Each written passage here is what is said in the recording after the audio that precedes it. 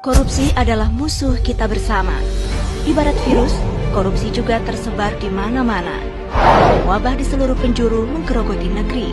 Korupsi terjadi karena cinta materi.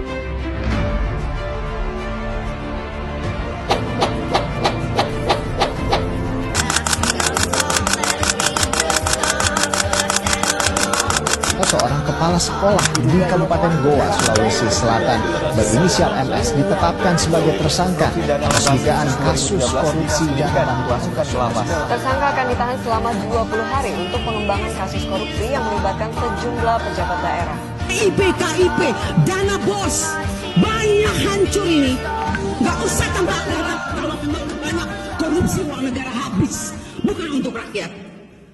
Setiap hari, kita selalu melihat semua orang bekerja keras, seperti petani yang selalu bangun sebelum matahari terbit, guru yang selalu mengajar dengan fasilitas seadanya, dan juga orang tua yang selalu berusaha agar anaknya bisa sekolah. Namun semua kerja keras itu tidak sebanding dengan hasilnya. Hal ini terjadi karena salah satu penyakit yang membuat semua itu rusak, yaitu penyakit korupsi. Korupsi adalah tindakan penyalahgunaan kekuasaan atau jabatan untuk kepentingan pribadi atau kelompok. Korupsi bukan hanya soal uang, tapi soal pengkhianatan pada kepercayaan. Yang lebih menakutkannya lagi, korupsi bisa terjadi di mana saja, seperti terjadi di pemerintahan, di lingkungan kerja, bahkan bisa terjadi di ada visual dramatis tapi sederhana. Jadi guys, coba bayangkan ini. Yang pertama itu ada seorang pejabat, dia menerima amplop di malam hari, tapi proyek itu sudah jalan jadi setengah jadi. Dan yang kedua itu ada kepala sekolah sudah mengambil sebagian dana untuk keperluan pribadi. Dan yang ketiga ada seorang pelayanan publik tidak melayani dengan baik jika tidak diberikan uang pelicin. Dan yang keempat itu ada seorang siswa, dia mencontek tapi orang tuanya itu membelanya.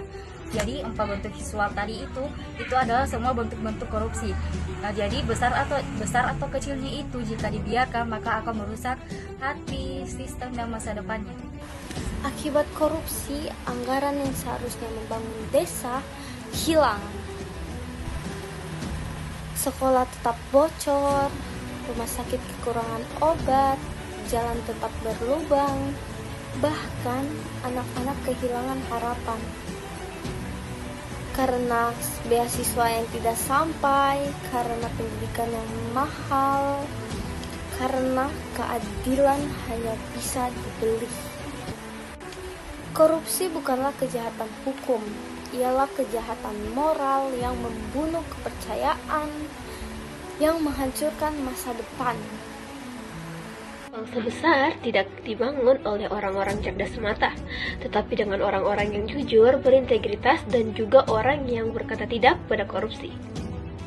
Kita diberi pilihan, kita bisa memilih jujur walaupun itu sulit.